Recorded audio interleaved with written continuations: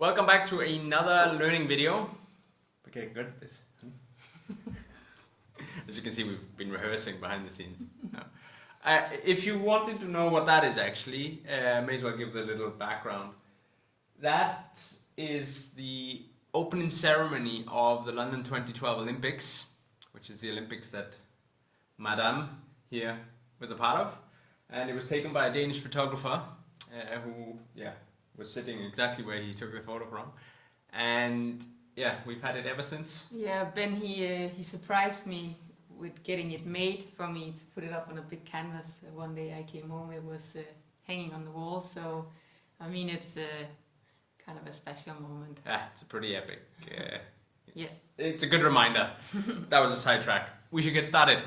So, hard training in relation to life balance. This is a topic that Helle and I, we've talked a lot about behind the scenes. We've experienced it ourselves, obviously, living the life of Helle being a professional triathlete and then balancing the things you have going on around you.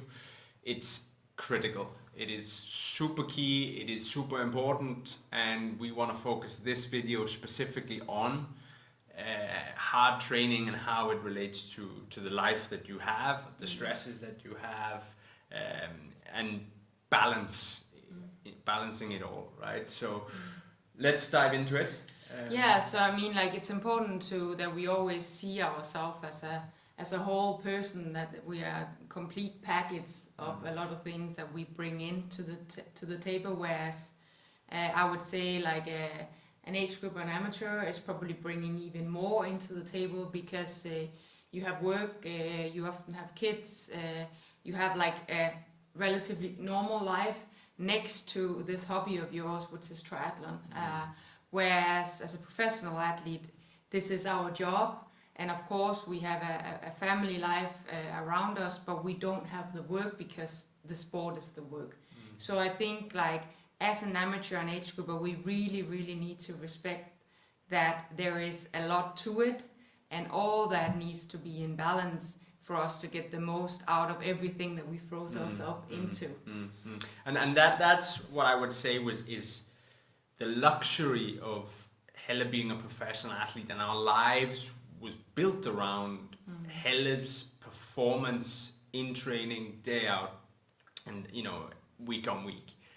What that means is that my job as Helle's supportive dude was to ensure that all of the stresses that happen in relation to the business side of the sport and all of the things that could maybe clutter your brain when you're out there training, together we were doing our best to remove those from our life actually, or I would be trying to mask them so that Helle didn't have this clutter going into the session. But that's a luxury for professional athletes. And there was also an awareness of like the more I bring with me out on the bike, on my working day, the more the worries and things going on in my head, the less effective I would be in that session, or I wouldn't get as much out of it. But I mean, as you guys, as having, as I said, a normal life, you don't have that luxury necessarily that can do that. Because the sport is really our free time, that is where we go out, and it's a hobby, it's something we're doing for us.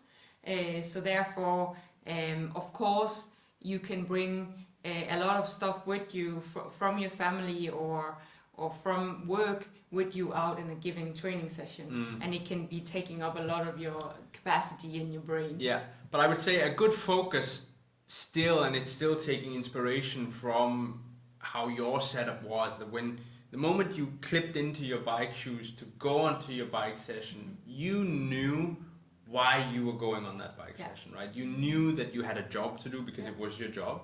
But I think taking the same approach, even as amateurs, is that when you're going to do that training session, that you aim to leave everything that you can behind to focus on getting the most out of that training. Yeah.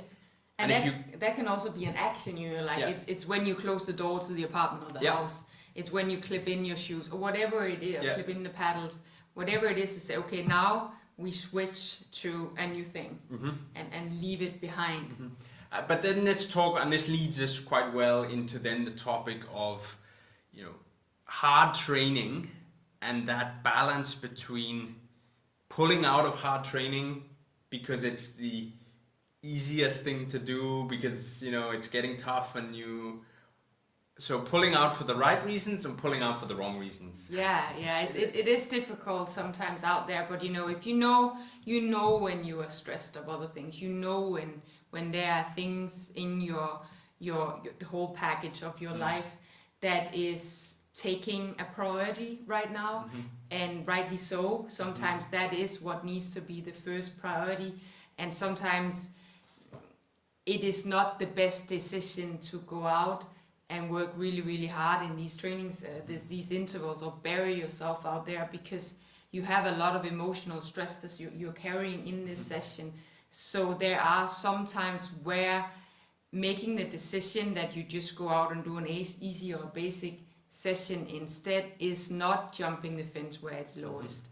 It is the right decision at a given moment. And sometimes, I don't know with men, but women, intuition, it's sometimes, if you feel your intuition is saying like, this is probably might not be the right for me today, I'm simply up to here with so many other things, then it is about trying to follow that.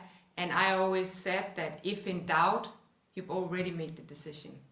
But of course, you need to not, as Ben said, you don't pick the easy way out. No. But we are not those type of people because we want to achieve a goal. We have set a goal somewhere out there and we want to get the best out of ourselves. And we know that we are not getting the best result if we always sneak below.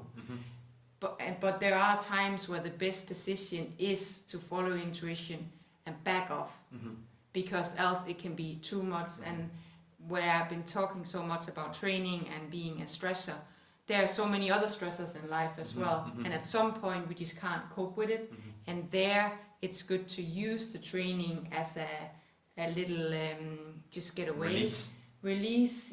I sometimes prescribe to my personal athletes, it's literally just go out, enjoy it, take it in, switch off, leave work behind, and when you come back home again, you're a new person.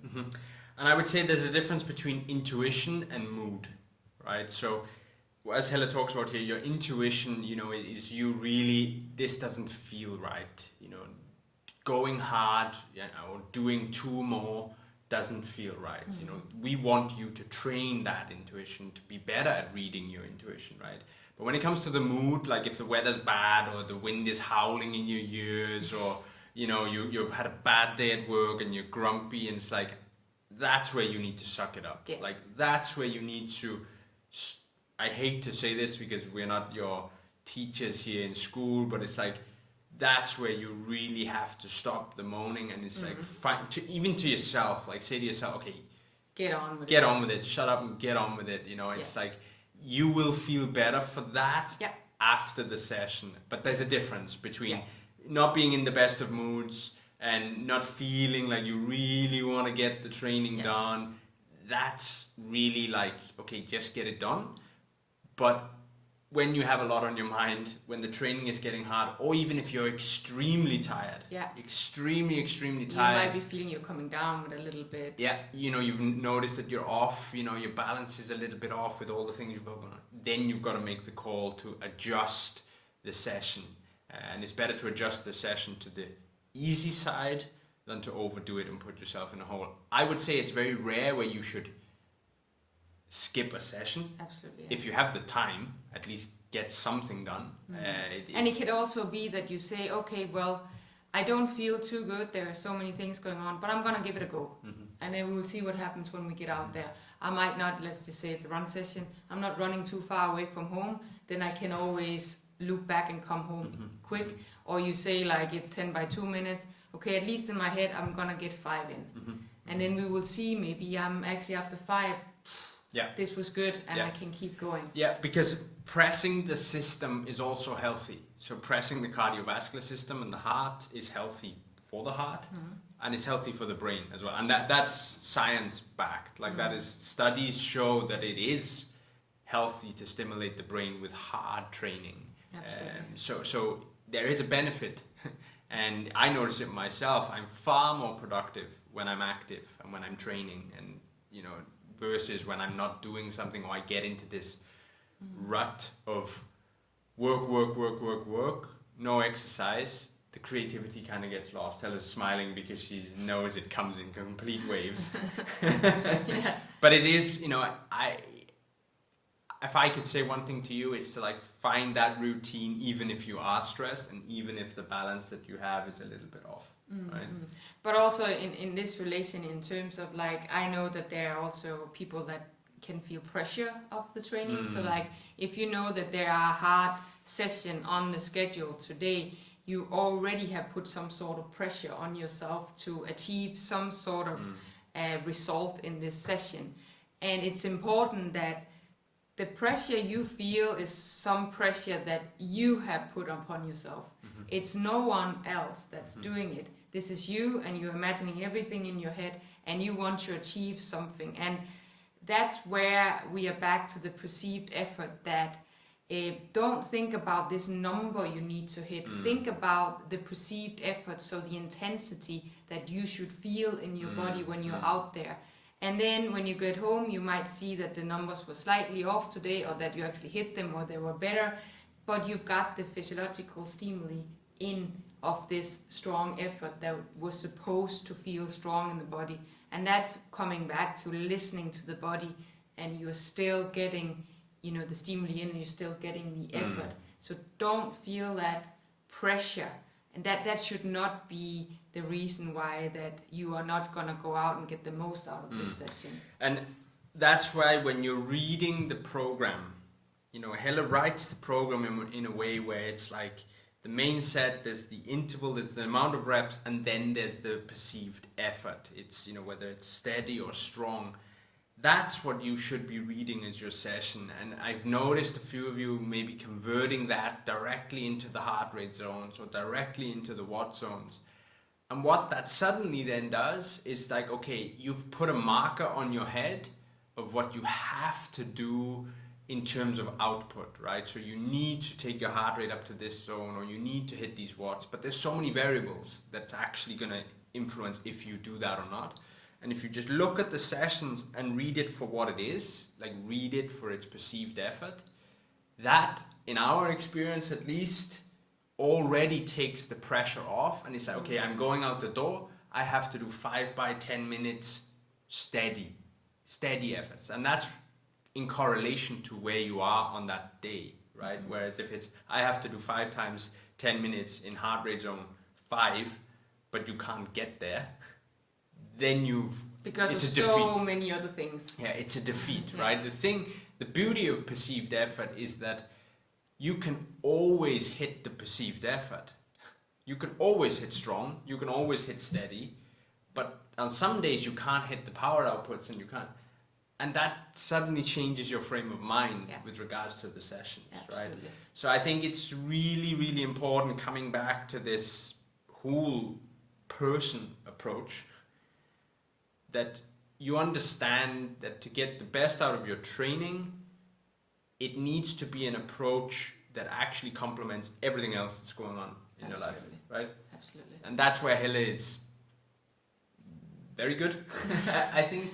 Yeah, it's important that we do not get results or achievements in life, regardless of what it is, if we don't think about the whole thing. No.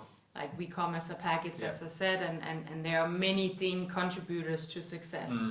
And that we really need to respect. So we need to look at the whole person, and that's also why we come back to all the time. We want to teach you guys to listen to yourself, and it takes time to listen. It takes time to learn what does all these signals that the body is giving me, both in training but also in terms of nutrition and hunger and all these things. What does all this mean? But the more aware we are and the more we listen, the more we get to know about ourselves, and the better we can become in anything, really.